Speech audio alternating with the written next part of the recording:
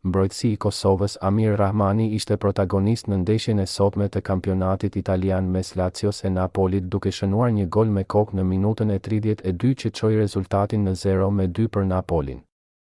Rahmani shfrytëzoi një cross nga Matteo Politano dhe devijoi në rrjet duke e thelluar avantazhin e miqve në Olimpico të Romës. Ky gol vjen në një moment kyç për skuadrën e Napolit që tenton të ruajë hapin e Milanit kryesues.